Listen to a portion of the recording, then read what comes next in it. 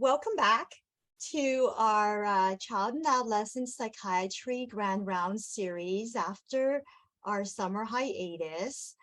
I'm Dr. Alice Leung, and I'll be your moderator for today's session. We're very grateful to be partnered with the Office of Lifelong Learning, or L3, of FOMED. L3 provides much of the logistical and technical support to run these rounds.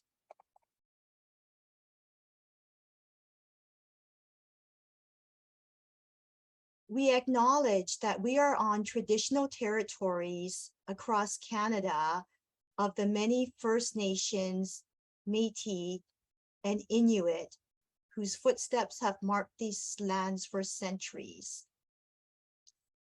So I'd like to introduce our speaker, Dr. Lonnie Zwaigenbaum.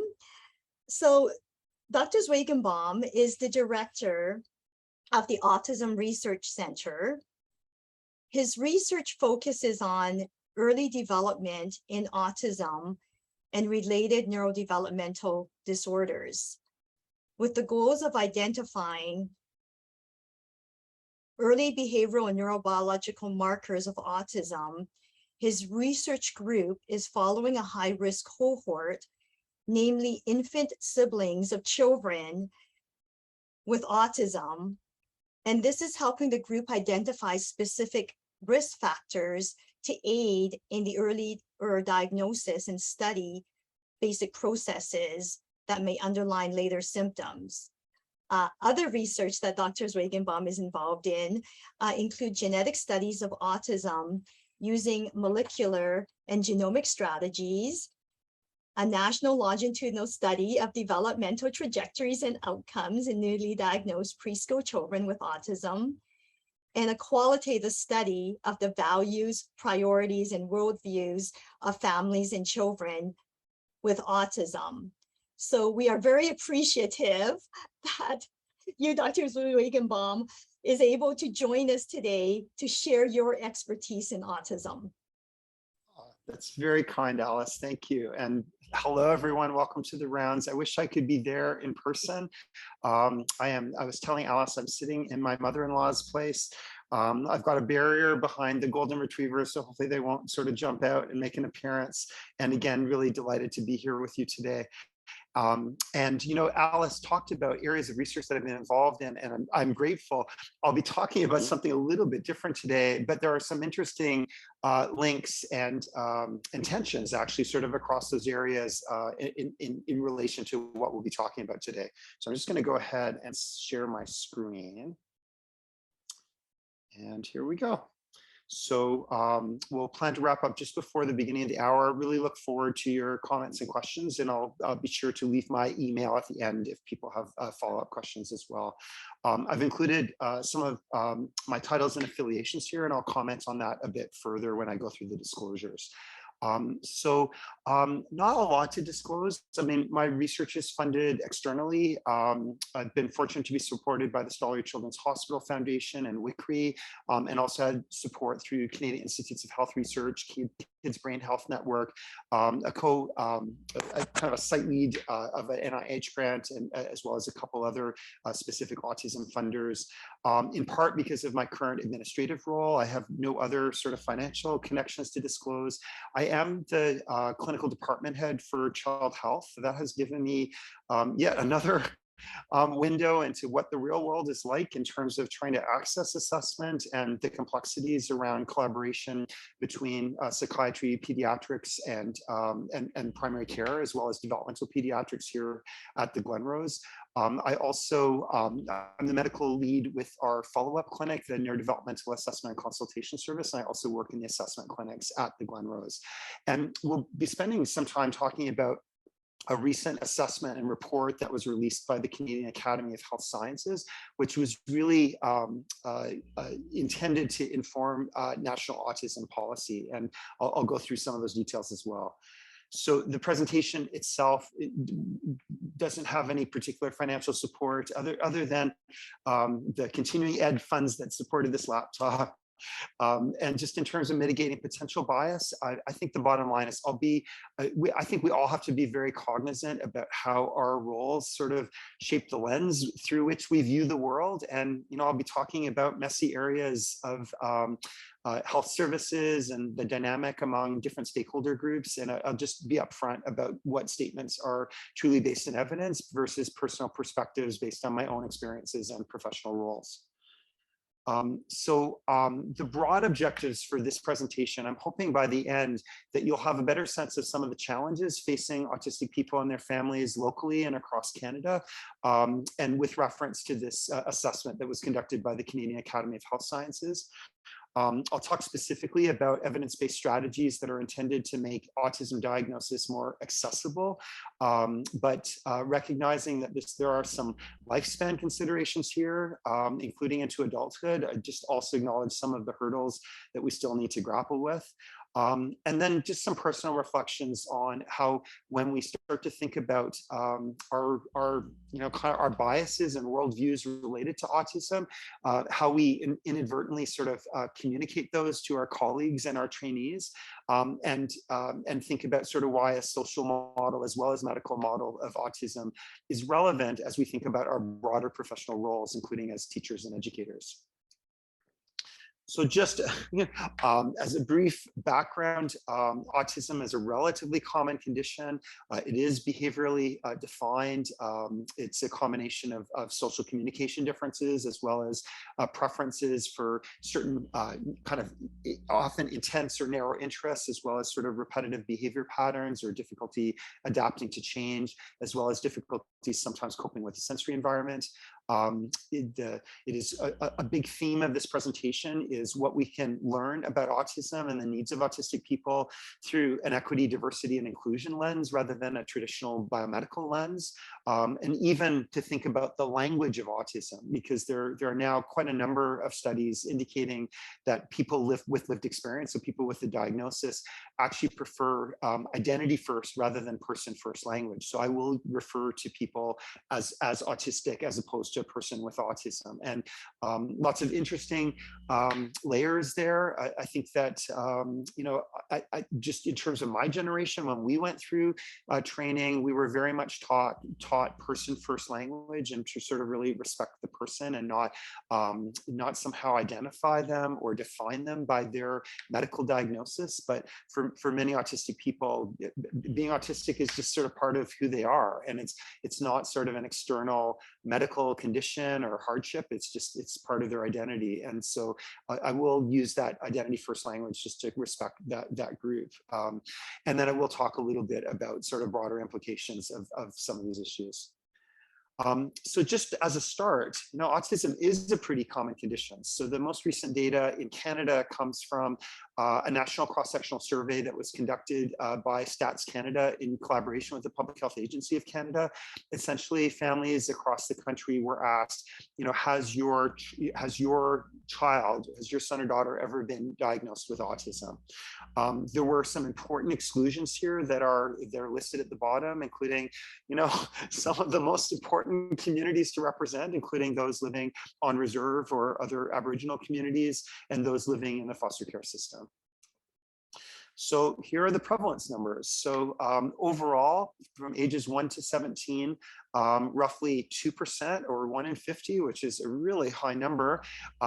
In Alberta, we're kind of right at the national average. And it's interesting seeing some of the variation across the country. And the difference between New Brunswick and Nova Scotia is quite intriguing because they have very different service systems. And in a way, it's sort of, there's a more sort of relaxed or open approach to diagnosis and that's linked to access to services that may help account for this otherwise sort of hard to understand threefold difference in prevalence rate. Again, quite frustrating is that the numbers, Public Health Agency of Canada consider them to be too small to estimate them for the territories, and there are huge issues around concerns around basic access to healthcare, including specialized diagnostic services, and then the communities that are represented there, including First Nations, Inuit, and Métis. I mentioned the Canadian Academy of Health Sciences. So this organization is essentially kind of arm's length academic organization. People join it sort of after being nominated by their local institutions. So there's a new cohort from the U of A and others in Alberta. A colleague of mine, David Nicholas, who some of you may know from his excellent lived experience research and service navigation research, was recently appointed as a Canadian Academy Fellow. One of the missions of this group is really to inform action with respect to addressing health challenges affecting Canadians. So this particular assessment report was one of a number of reports that have been completed by this organization, in this case contracted specifically by the Public Health Agency of Canada. They had set some specific thematic areas to focus on, and really the intent was to conduct an assessment that was informed both by the existing evidence as well as a broad stakeholder consultation in order to inform national autism policy. And it was a bit of a fine line to walk because it was intended to be an assessment rather than a set of recommendations. So the report is crafted in a way to kind of indicate what the next steps might be, but ultimately the decisions about national policy were really left to the policymakers. If people are interested, other reports are available on the Canadian Academy website, and I have a link at the end specifically to this autism report. In terms of the governance and process, so here is the gang that worked on the report. There was an oversight panel that I chaired and had the pleasure of co-chairing with Dr. Melanie Couture, a PhD occupational therapist, clinician scientist who works at Sherbrooke University in Quebec, as well as Mr. Aaron Buma, who's an autistic man in his 30s, a local military expert,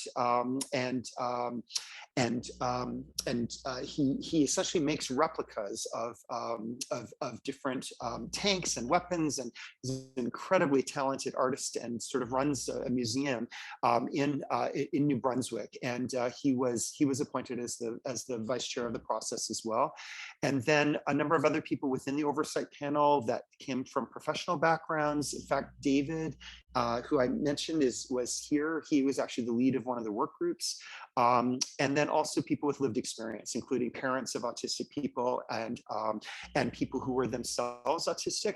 And then sort of as we became much more sensitive to an intersecting group who were autistic parents. So that is people with an autistic identity themselves, but also had autistic kids. And they brought an important perspective.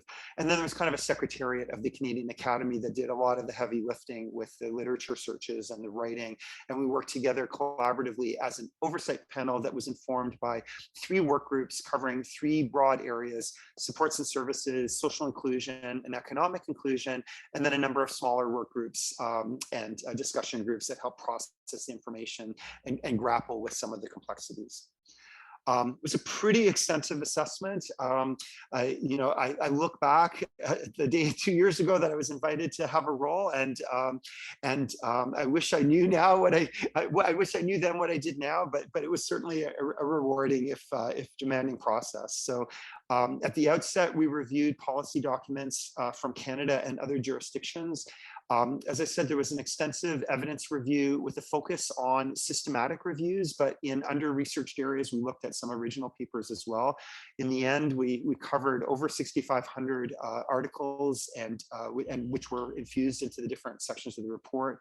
And then we had the kind of the complex challenge of integrating the evidence with stakeholder perspectives. And I'll show you in the next slide, there were multiple ways that people had an opportunity to weigh in on this process, talk about their experiences, talk about their priorities. Ultimately, there were over 5,500 touch points, but I think there are many people with lived experience that wish it had been a more participatory process. There were many meetings, again, to go through this nuanced and iterative process of pulling together both the evidence and the reality of lived experience to come up with a set of recommendations, which then went for peer review to 11 independent reviewers, which helped us land on a balanced and informed report. It was a process that took place over the course of a year and a half. A 6-month period of that was focused on allowing people to have a say. So there were multiple ways that people could contribute. There were a couple rounds of open surveys, so sort of kind of detailed surveys that were completed over the phone. Organizations had the opportunity to provide submissions of what they felt were the important areas, and we heard from organizations that were largely led by parents of autistic individuals and also organizations that were led by autistic individuals. From the national survey, we followed up with a subset to kind of get into some of the issues in more depth. There was something that was called an engagement hub, where essentially people had an opportunity to log in to a website, react to stories, kind of participate in a discussion board and cover a breadth of topics. There were a number of what were described as community conversations, so kind of small group Zoom consultation sessions, some that were more geographically designed and some that were intended to give a voice to underrepresented groups, so people from gender minorities, ethnic minorities. And as I'll mention later, there was in fact sort of a separate process to try to represent Indigenous voices, although in terms of lessons learned, it was not an Indigenous-led process, and there's a lot more work to do in that area. We generated some draft recommendations and key findings that we brought out for a second round of consultation in a Zoom format, and then ultimately we finalized the report. I think that at the foundation of grappling with both evidence and lived experience, we had to grapple with the fact that there are different perspectives on how autism is viewed.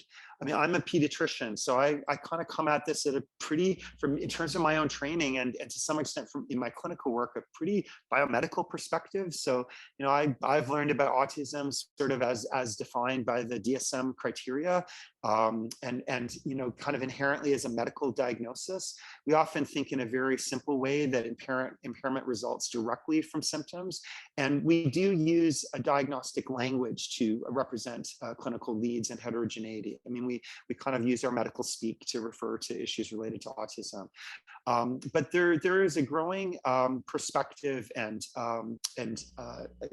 conceptual framework that was incredibly informative to this report and really was a bit of an awakening, I think, for many of the people involved that came from more of a professional background. And the notion that we're really not trying to just kind of we often think about sort of treating autism, and there's a long history of an effort to kind of help people recover from autism or cure autism, but can we consider autism as a difference in identity? How do we and sort of open our eyes to the fact that some of the disability related to autism, at least for some individuals, is a lot more about living in a world that's non-autistic, that brings certain prejudices and assumptions. There are really a number of barriers in kind of navigating the non-autistic world that autistic people find and experience. So there was also kind of an emancipatory perspective in thinking about how to help people with autism achieve their goals, kind of be able to thrive within the school system, have opportunities for post-secondary occupation and education, and thrive and participate within their communities. And it's difficult to frame all of that within a narrow biomedical lens. I commented on the notion of autism as identity and thinking really about the social model of disability. Social model of disability really comes from the neuromotor world. So in the 1970s, really a movement around thinking about the barriers, the rampless stairways that prevented people with neuromotor differences from participating in society. So how do we apply that framework to autism? Like, what are the rampless stairways that exist in the social world that provide kind of invisible barriers, at least invisible to us, but that prevent people with autism from participating in their communities? And even the language of autism, as I alluded to, can be quite pejorative, and I'll get into that in a bit more detail. There were huge challenges, as you can appreciate. And I have to say it was really a continuous learning process. And I think there were certain things that we would have approached differently if we had sort of been as informed at the beginning as we were at the end. I think there were really some real life practical challenges as well, that trying to do an assessment of needs across the age and clinical continuum was really quite difficult. To think about the needs of a 2-year-old who's nonverbal, who's severely developmentally delayed, has severe behavior dysregulation, versus a 40-year-old who has a university degree and having trouble navigating the job market. And then I think related to that, there are really polarized views among stakeholder groups. So there were some topics where it was actually very difficult to find middle ground. A good example of that is the use of behaviorally based interventions or applied behavioral analysis in young children, in young autistic children. There is an evidence base which is now sort of being reviewed and revisited, and you know, there's certainly some important reframing around really thinking about functional skills, thinking about empowerment, you know, thinking about sort of environmental modifications to kind of create a more comfortable environment and where kids can learn and thrive. But at the same time, there is an evidence base that guides early supports and services. You know, concurrently, there's certainly a group of autistic adults that really view ABA therapy as really an assault on their being and identity, and a number who describe actually very traumatic experiences because of trying to have kind of the autism kind of treated out of them, and trying to reconcile those views and experiences honestly was very difficult. Even around the language of autism, I mean, our assessment process was going on at a time that the Lancet Commission, which included an international authorship, kind of came up with the term profound autism, which was intended to represent the subset of autistic individuals who have more severe developmental challenges, so typically intellectually handicapped, minimally verbal, perhaps more severe emotional behavioral dysregulation.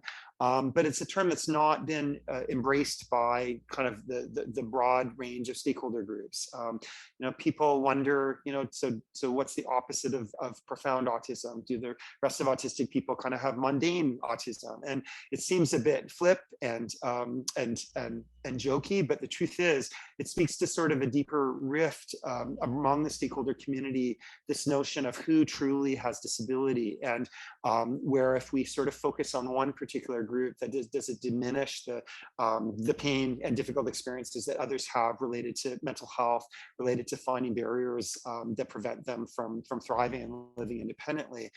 That said, I think there were also concerns voiced, particularly from parents of autistic youth and adults who weren't able to speak for themselves, that their developmental and medical complexity may be lost in a policy document that was more oriented around neurodiversity. So these are really complex issues that we had to grapple with. There was some really fundamental discussion around the shared leadership model. It was, you know, I'm very proud to have participated in this assessment that was genuinely involved a co-leadership process. So all of the oversight panel, all of the working groups, as well as the oversight panel, were co-led by people with lived experience, as well as by people with professional backgrounds. But there is certainly a hierarchy of leadership of a lived experience community, and it's true that autistic people were not driving this assessment, and that in fact the basic framework had been determined even before we got started, sort of based on what the public health agency had requested. Likewise, you know, how do we elevate the voices of the various people with lived experiences, and in particular parents as well as autistic adults? So definitely lots of things to work through. And then of course we were living La Vida COVID, and all of this was done virtually, which presents some challenges. You know, even sitting and I am now this disembodied voice talking, you know, kind of laying my heart on the table and talking about these really difficult issues, and you know, very different than sort of interacting with colleagues and sort of having very different interpersonal experience. But the truth is, the virtual aspect of it actually probably made it much more accessible.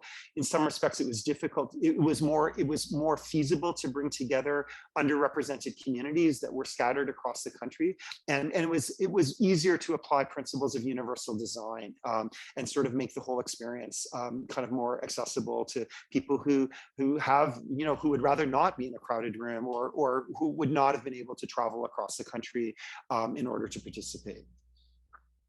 The broad findings of the report were organized by the 3 thematic areas that were set by the Public Health Agency of Canada, which I had just listed. And then there was a focus also on issues of intersectionality, as well as some of the general strategies for impact. I'm going to give you sort of a bit of a flavor of the report, and glad to chat more. At the end, I'll include the link to the full report.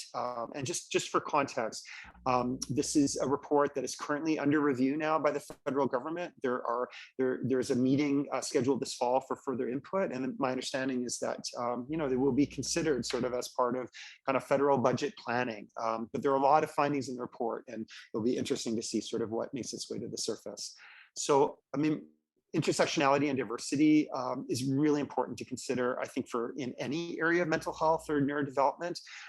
It was, I think, particularly raw hearing from people from underserved communities, from vulnerable communities about, just the reality of trying to access assessment, or the reaction from other people, when there are 20-year-olds who's 250 pounds and whose skin color is different than people in positions of authority, what it's like to kind of deal with a meltdown in public. And knowing that we don't have that same diversity represented in our research, I think we only were able to scratch the surface of sort of how profoundly important these issues are, and just sort of how important it is to hear people's stories. Certainly issues of gender, diversity, and sexual orientation are fundamental importance in understanding the needs of autistic people.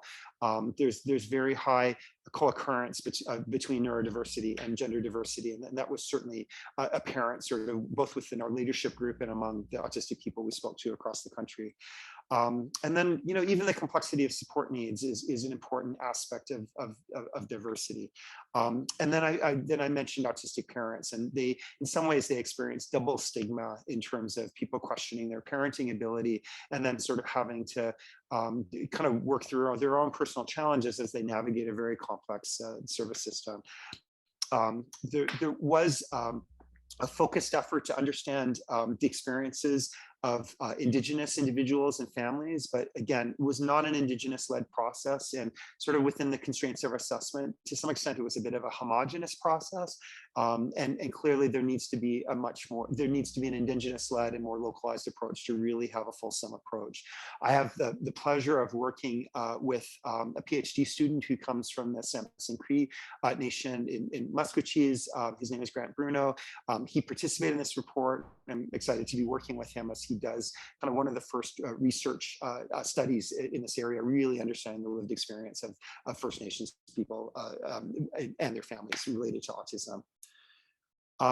Broadly, social inclusion is about addressing stigma and ensuring human rights.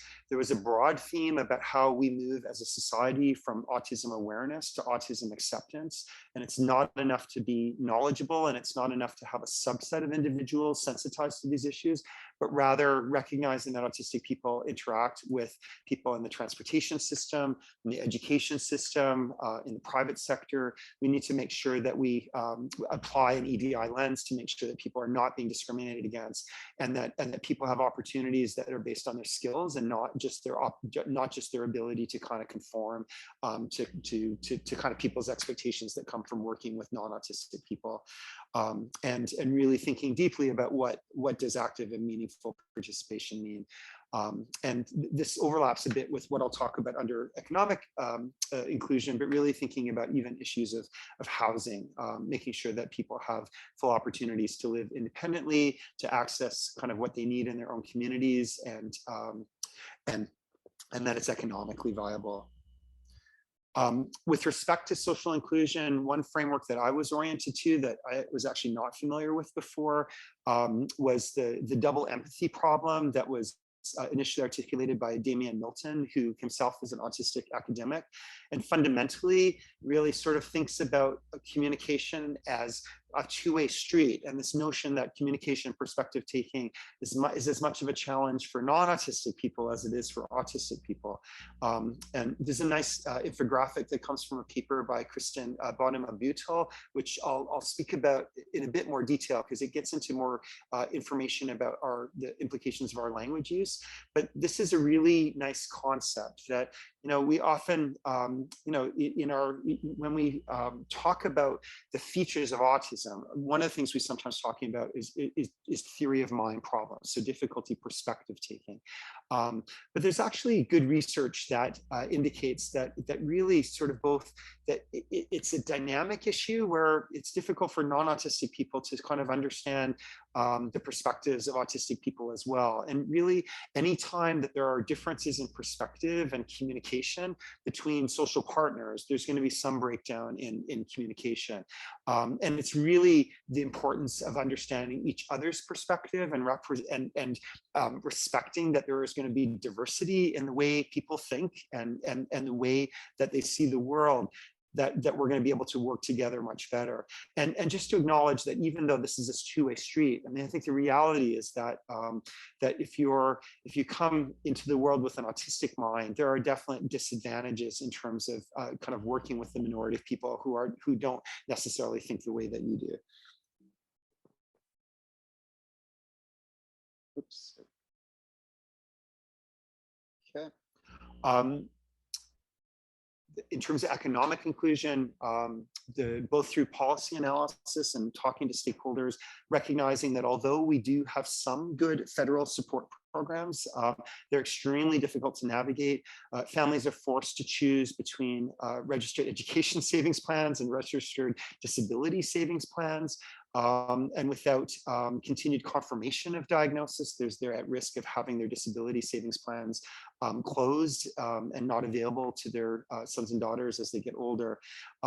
So really coming up with some specific strategies around reforming tax programs and also thinking about the extra costs that autistic individuals and families encounter just to create more of a level playing field. A lot of specific programs and strategies related to education and employment pathways, and in particular, starting earlier in the educational pathways. So opportunities for co-op programs, part-time work, starting in high school and really thinking about what the barriers are to autistic students. Ensuring that there are multiple options for post-secondary education and thinking about possible accommodations, even the possibility of taking additional years to complete a program and to allow the person to be able to kind of pursue their academic goals when they bring the skills. And then a number of kind of well-evaluated housing programs. And this is not just about segregated housing, this is about adapted housing as well, thinking about sensory-friendly adaptations that can be made, and also thinking about community design, sort of making sure that that there's both affordable housing and that where the places where autistic people are going to live are that they're going to be able to access transportation and the supports and services that they need. And then diagnosis, which I'll spend more time in this presentation talking about. So I think fundamentally, there isn't enough of it, and there isn't equitable access.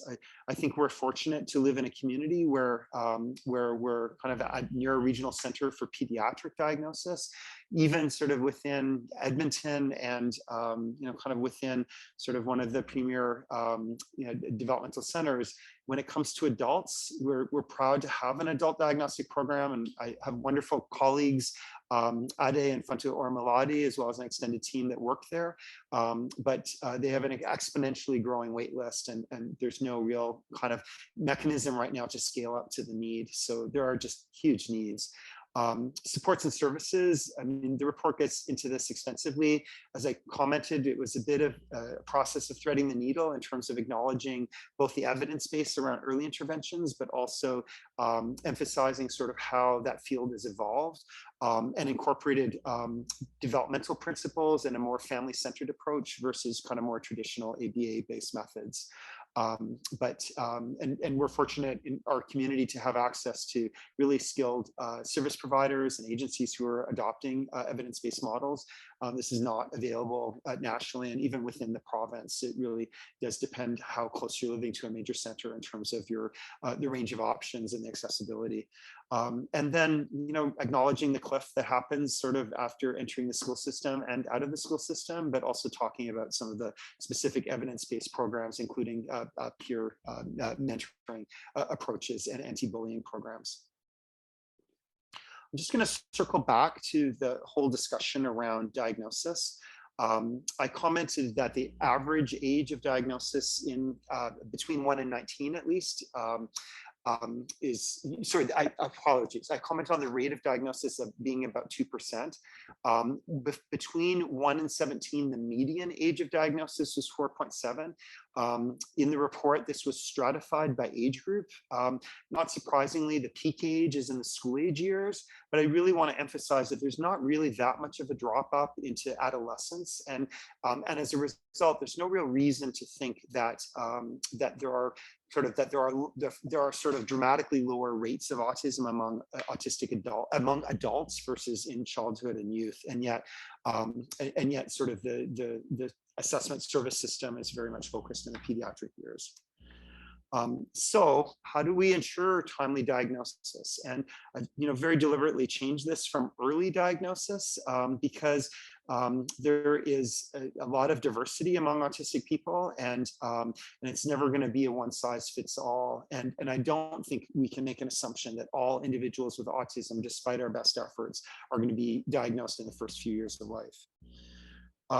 So Alice referred to some of kind of the research that I've been involved in over a number of years. And, it's been an amazing experience working with younger siblings of children with autism and thinking about how to translate that work into better early detection and screening and diagnosis. I think there's been an assumption in that field that early diagnosis will follow early detection. If we just knew what to look for, or even if we had biomarkers, that everyone would be diagnosed a lot earlier. But that makes some assumptions about where the bottlenecks in the system are. And it's not only about early recognition. I mean, I think the reality is that there's variable access, there are long wait lists, and there's a complex dynamic of where, if you can't access a specialized assessment as a primary care clinician or community pediatrician, you might be less inclined to broach the issue or pursue it because it's not necessarily going to result in access to a specialized assessment. So ultimately, we need to directly sort of move the needle in terms of age of diagnosis and the timeliness of diagnosis, like from shortening the time from when autism-related concerns are identified to when people are actually diagnosed. So really thinking about community partnerships that directly target processes aimed at improving access, rather than a trickle-down approach of informing people about early signs, which clearly is really important for early diagnosis, but is not the whole solution. This is a discussion that's been going on for a long time.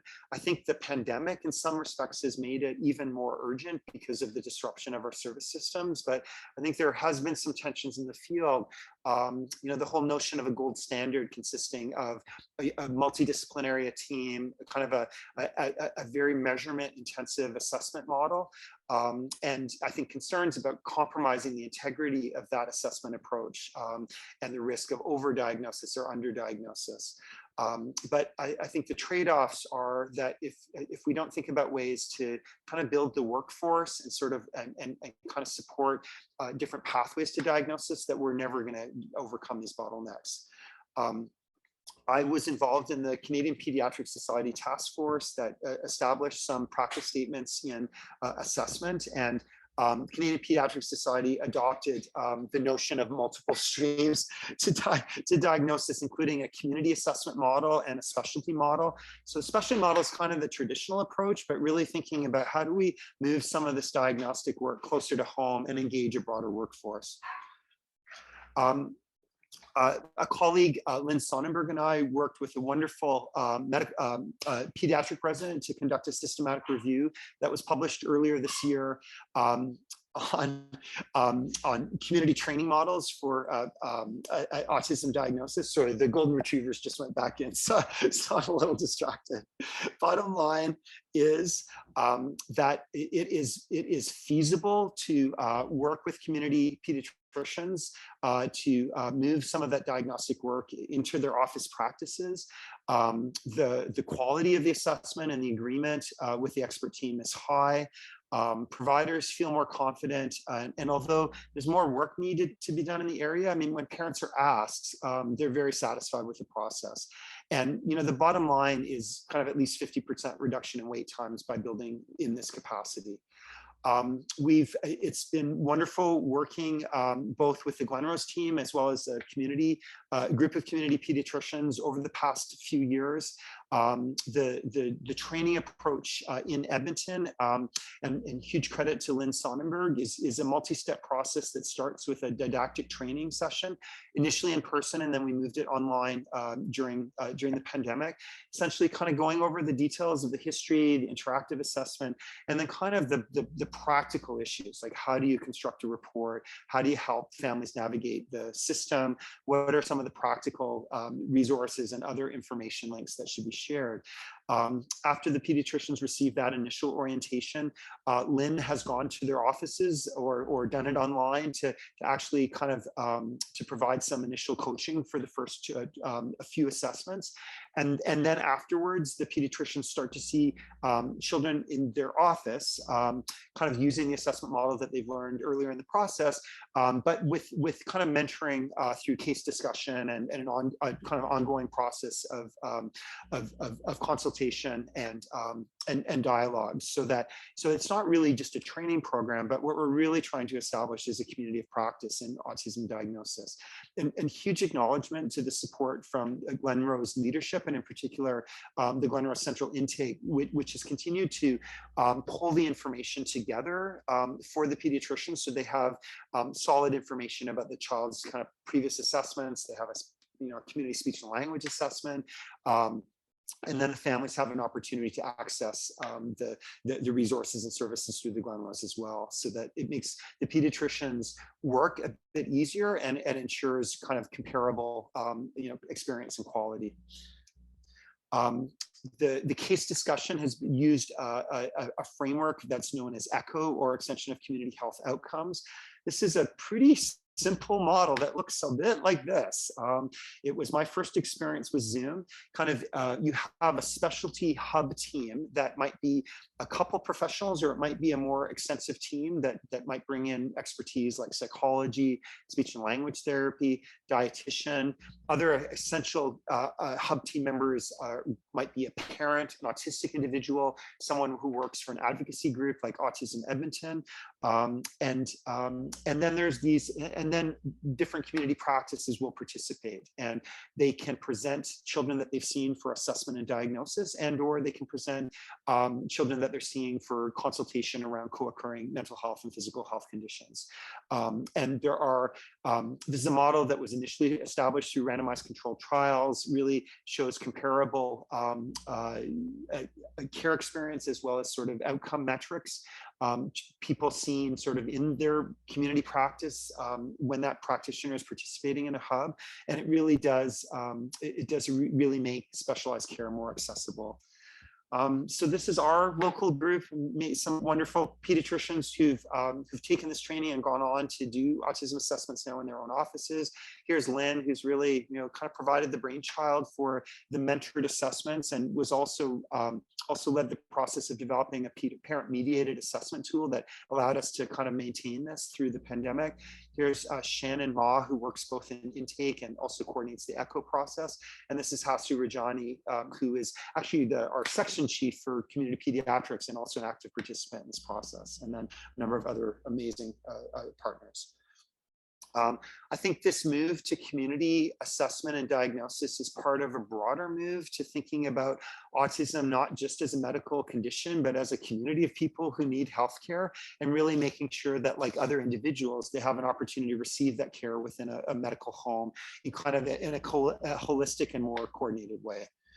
And it's really important because, separate from the prevalence of the diagnosis, the recent StatsCan survey sort of asked parents to comment on their children's overall level of health, and they stratified the families based on whether they were reporting on a child who had an autism diagnosis versus those who didn't. So, if they were asking about general health, 90% of the general population would say that their kids were in excellent or very good health, but only 60% of parents of autistic kids. So the implication is that 40% of those kids had less than very good health. And the difference is even more dramatic for mental health, where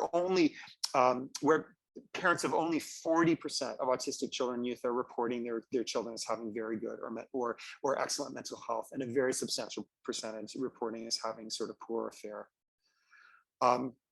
It does emphasize the central role of community physicians. Hasu's a pediatrician, but I think a lot of these important roles could be thought of in respect to the roles of community psychiatrists as well as the primary care community. So there are a breadth of roles, which obviously will vary across individuals, but around recognizing features of autism and referring for more specialized assessment. As I said, clear evidence that community physicians can actually play a direct role in diagnosis, particularly where they have mentorship and ongoing support by the specialty team. Being the quarterback and helping families navigate the system, both in terms of services, but also liaising with medical specialties and advocacy through the education and service systems. And then certainly for us as pediatricians, really supporting our primary care colleagues, and in particular as the kids are transitioning to adult care. So one of the biggest weaknesses in our current system is a lot of autistic children and youth receive their primary care, their medical home, in a pediatrician's office. So they receive they get to work with a professional sort of who have advanced training and interest in working specifically with children and youth. But then, of course, they have nowhere to transition to afterwards. So engaging family practitioners in providing medical home for autistic people is absolutely essential. It's essential as children transition to adulthood, and obviously it's essential for autistic adults as well. And what about adults?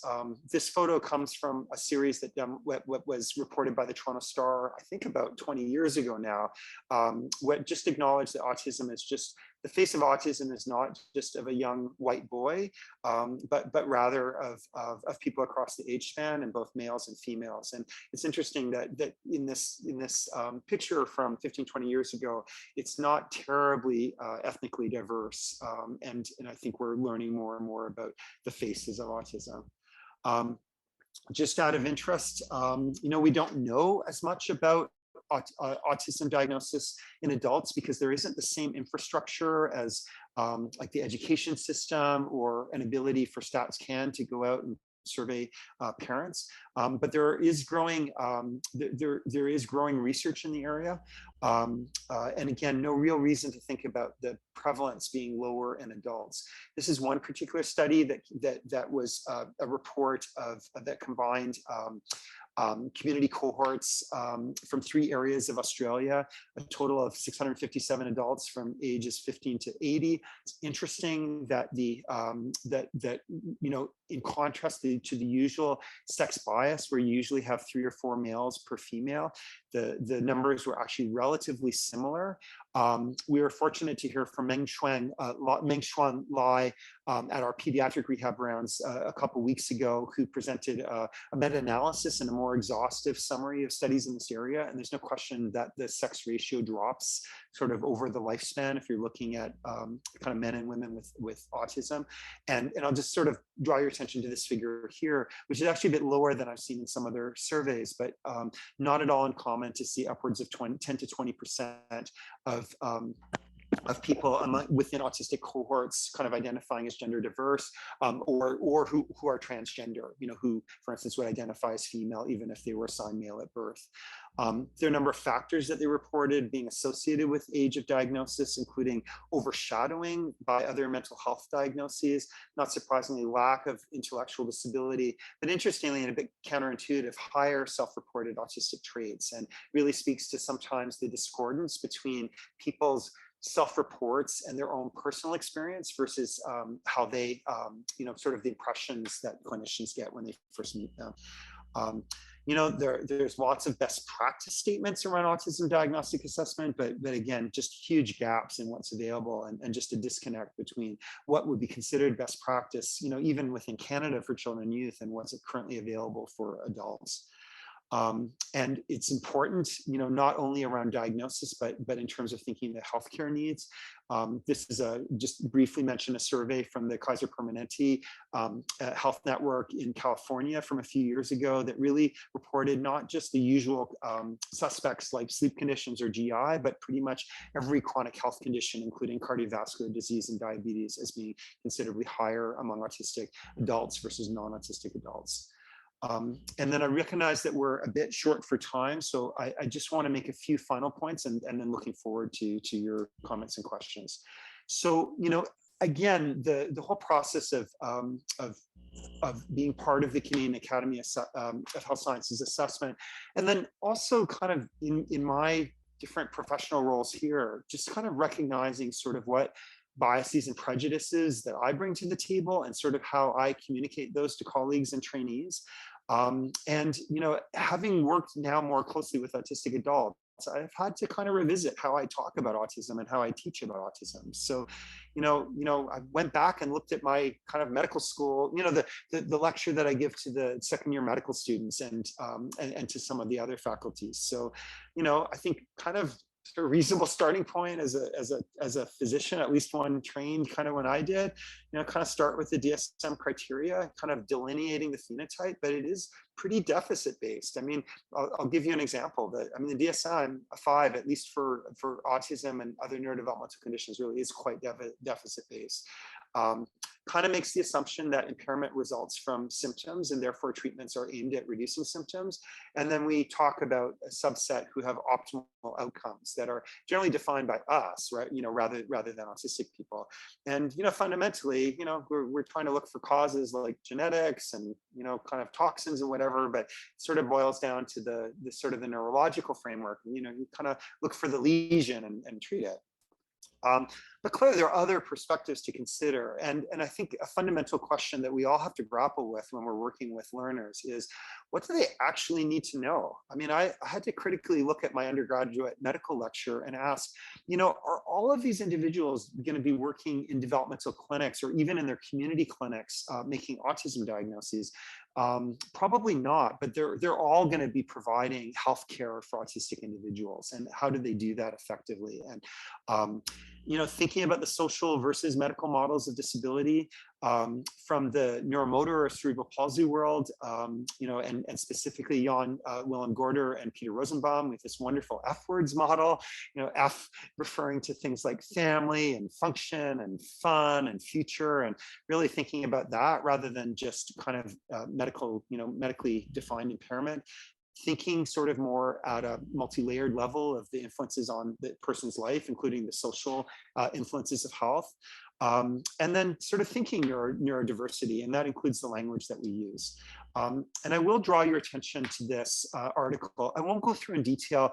It's available open access, and I've included the link at the end, but they provide some very specific examples that, I think many of us don't think twice about. And even the sibling work that I've done, the notion of being at risk for autism, I have colleagues that will argue that risk is really a statistical term and that we shouldn't read too much in it. But generally risk involves, kind of the connotation of a negative outcome, whereas likelihood is a more kind of neutral term and doesn't, it kind of conveys the same concept. You can imagine, as we were doing the national assessment and thinking about sort of the economic implications, I mean, there are many articles in this area that refer to the economic burden of autism. And I think one can object to that at a number of levels, not the least of which that it assumes that it's really the autistic person that is somehow creating these costs, whereas that if autistic people as well as parents of autistic people can't participate in the workforce, is that simply because of the symptoms of autism, or is that kind of how we operate as a society? So I mean, it is worth a read. It is a very different way of thinking about these issues. And it's interesting that Christian Botel is not an autistic person herself, but she certainly has been informed by autistic colleagues. And then again, here's the DSM. And after thinking about these issues and being part of this process, I had a hard time showing this slide. If I make the assumption that maybe there might even be autistic people among the medical school class, I mean, this is an incredibly deficit-oriented approach. Whereas I think we really can convey the features of autism in a more descriptive way that is equally valid diagnostically, but doesn't get into that same language. And I won't go through all of this in detail, but I've just provided some examples in the slides that you can have a look at that tries to present things in a neutral way and a more contextual way. This acknowledging, for instance, the social camouflaging that may make it more difficult to recognize these features, and also it reinforces that the goals of supports and services shouldn't be simply to make people less autistic. And we have good evidence that certainly for youth and adults, that trying to be less autistic is incredibly effortful and actually associated with more mental health difficulties. So some final reflections. We do need to think about autism through multiple lenses, including adopting an equity, diversity, inclusion perspective. I think living through the pandemic has taught us that we can. I feel like I'm an old dog that can still learn some new tricks, and I feel like we can adapt and learn. And fundamentally, we need to learn from our colleagues with lived experience, as well as our clinical colleagues that maybe have sort of a broader experience than we do. And then certainly the assessment really emphasized the importance of co-design and authentic partnership across these areas. Some brief acknowledgements. Again, wonderful colleagues here at the Glenrose, the different organizations I've had a chance to work with. I've acknowledged my research funders here, and again, the many families and autistic people that have really helped shape these ideas and help me in my process of lifelong learning. So I apologize to go a bit over, but looking forward to your comments and questions. The slides will be shared, and these are active links that you can access the full documents. So thanks very much. Thank you very much, Dr. Zwaigenbaum, for your very informative and interesting and relevant presentation. Before we move on to the Q&A, I wanted to let the participants know to remind them to fill out our evaluation. The Child and Adolescent Psychiatry Grand Rounds Committee does review the evaluation analytics and comments after each session, and we do use these evaluations to provide feedback to the presenters for quality improvement, and also select our future topics. So I think you can, actually, Jessica is going to be putting a link in the chat for you to complete the evaluation, or you can use the code on the slide as well. So as people are thinking about this, their questions, I actually want to start off with okay, so there is this updated paradigm of assessment and treatment to be more neuro diversity respectful and friendly, and I think a fair number of us are aware of sort of this shifting threshold and maybe not having, especially if we're not like formally trained to have the confidence to diagnose. And so, especially, for kids that are higher functioning. And you mentioned that currently in our system, we have the, I guess the gold standard, which would be the Glenrose Snack Clinic, and then all of these other providers who are trained. And so how would we know how to access, because I think probably what's happening is a lot of people are funneling referrals to the snack clinic, which has a really long wait list, and yet it sounds like there is this a community of practice that could also assess and provide interventions to support these kids. Okay. Thanks, Allison. Great question. So I should clarify that right now our community of practice is really focused on the preschool population. We had to start somewhere, and I see Georgetta has sort of made a comment, and Georgetta has been a wonderful partner, and she and her group are also, painfully aware of the pressures that are currently on community pediatricians. And it's important to acknowledge sort of the challenge of implementing and scaling up this kind of system, that there are a lot of moving parts, and kind of making sure that the folks that are going to be doing these community assessments have support, not only from in terms of the mentorship and case discussion, but just sort of the time and breathing space to be able to take on some of this work. So, I think that there are certainly other communities that are dealing with this in even a more severe way, but even within our own community, we recognize that that there are workforce challenges that can make it difficult to share some of this activity. Right now, the community folks are not seeing the older school age kids. That's certainly a direction that we want to move. And I also want to say that gold standard is a bit of a misnomer. I think what we tried to articulate through the Canadian Pediatric Society statements is that the gold standard is kind of what's necessary to make a good diagnosis, like an accurate diagnosis, and a diagnosis that's meaningful to families and that gets them the services that they need. And over-assessment shouldn't be equated with gold standard, because in fact it has the consequence of meaning that fewer people get seen. So I think that's a bit of a mindset shift, and certainly something that's been ongoing for a number of years at the Glenrose. But it's like, I feel like sometimes it's a bit of an uphill process, right? It's like 2 steps forward, 1 step back, because even as we try to be sort of more streamlined, we're still having to grapple with the growing numbers and the diminishing workforce. So I don't want to suggest that this is like easy to do, or that it can be done out of context, but I do think it's the direction that we need to go. And thanks, Georgetta, and thanks, Michael, as well. So, yes, thank you, Jordan. So, okay, yeah, Dr. Levinsky, one of our child psychiatrists, thank you for the comprehensive presentation. I actually do have another, question about the prevalence of autism, because you mentioned that up to 1 to 50 in 50 kids in Alberta are on the ASD spectrum, and I think there has been, let's say compared to the 1960s to now, that there's been a phenomenal increase in, I guess, the prevalence of autism. And so I guess I did, maybe we would appreciate your comments on, is that, just due to increased awareness, or do you think that, we actually are having increased real numbers of autism for whatever reason? Yeah, great question. I mean, I think in Canada, we do have this problem of kind of comparing, kind of different methodologies. Like, I have a great, wonderful colleague who did the first epidemiologic study of autism in Canada in Nova Scotia.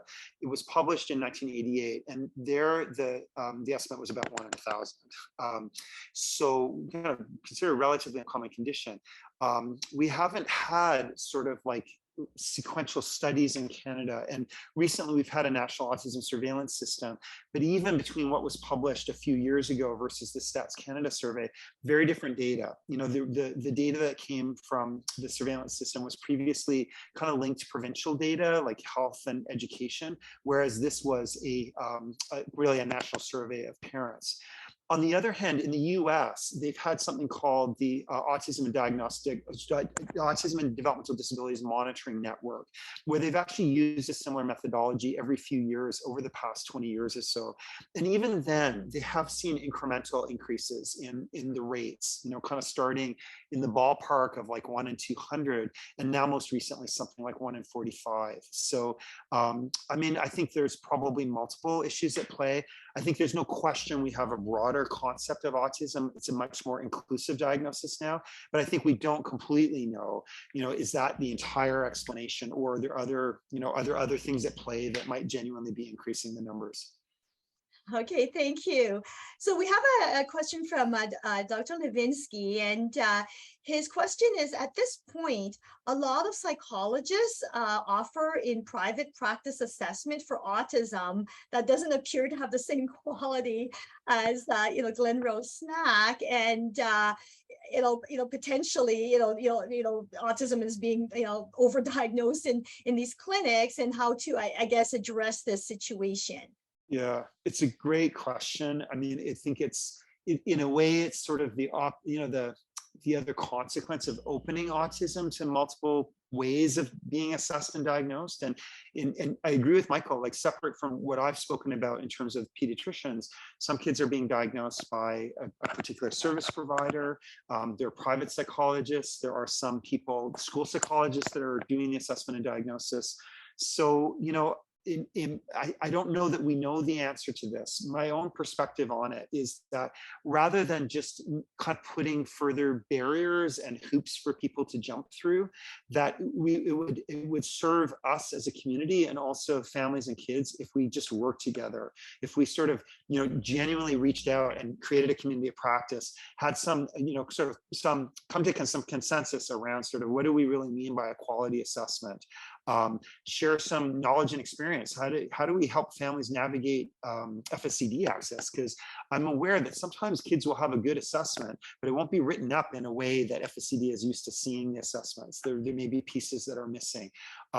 So I think we have to be vigilant to kind of maintain kind of a consistent quality of assessment, and we do need to call out our colleagues and raise concerns if we feel like that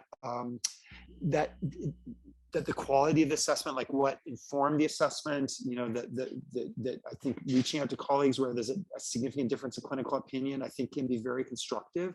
But on the other hand, I think the notion of saying, well, only the Glenrose team can make the diagnosis just kind of creates that bottleneck that we're never going to get through. So I feel like, it would be easy to kind of maintain quality by raising the bar higher and higher and reducing the number of people that can do the assessment. It's more complicated opening it up. But I think if we do it in a collaborative way and we make sure that we're all kind of, we're all trying to accomplish the same thing, making sure that kids are getting assessed and accessing services, can we collaborate in a way that actually allows these different streams, including private psychologists? Thank you for that, inclusive, answer. And I guess this is more, a wondering type of question.